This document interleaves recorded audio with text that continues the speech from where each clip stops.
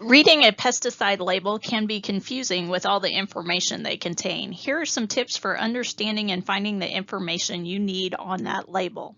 The label is a legal document providing directions on how to mix, apply, store, and dispose of a pesticide product. This means using a pesticide in a manner inconsistent with the label is a violation of federal law. The label is the law. Pesticide is a broad term that can be broken down into categories. Common pesticide classifications include herbicides to control weeds, insecticides to control insects, and fungicides to prevent disease. Today we are going to look at herbicide labels for examples, but all pesticides have labeling and instructions like those examples we are using. Use classification is on the top of a pesticide label. The label on the left for Grazon P+D is listed as a restricted use pesticide. This means you cannot purchase or apply this pesticide without a pesticide applicator's license. The example on the right for Touchdown, you don't see that restricted use classification there at the top of the label. So that can be bought over the counter and does not have those restrictions. Brand or trade names are what is used by the manufacturer to advertise their product. The same active ingredient may be sold under several different names, so it's important to look at the ingredient statement and see the active ingredient name and also the percentage so you can compare and contrast. In this example, you can see that glyphosate is the official common name, followed by the actual chemical name, which is typically unpronounceable. That's why they have easy to use official common name. Always read the active ingredient list. Although two products may share the same active ingredient, there may be different percentages of each active ingredient. So in this case, we can see that there is 28.3% glyphosate and 71.7% inert ingredients.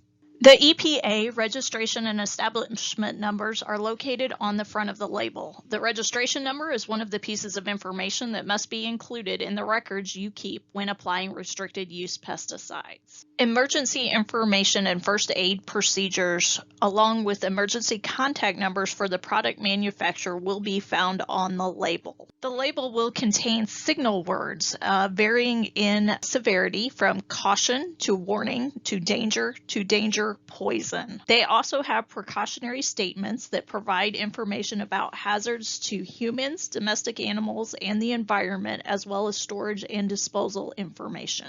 The personal protective equipment section lists the PPE which must be worn to minimize exposure. Mixing and loading may require different PPE than applying the pesticide.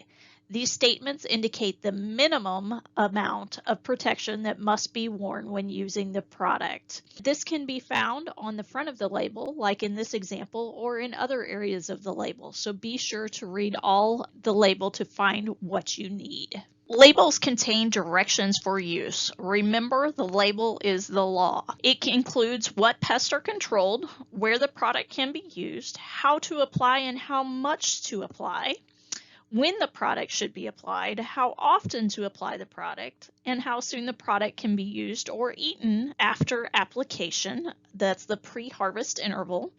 And then also when people and animals can re-enter a treated area after application. The example given here is the weeds list that 2,4-D controls. This information is useful in determining if you are selecting the right product for your problem. Remember, the label will also list any restrictions or limitations when applied to specific crops. This may include application timing, amounts, carrier volume, wind speed limitations, pre-harvest intervals, and others. Be sure to read the entire label. Here are just a few examples of various labels. Remember that the labels have a peel open, so there's lots more information contained on those jugs, as you can see in these examples. The other thing is to remember, if these labels get torn up or unreadable, all chemical labels are available online. If you do not have access to the internet, you're welcome to call MU Extension and we would be glad to print you a new label and mail it to you. Thank you for joining us, and hopefully you've learned a little bit more about reading a pesticide label.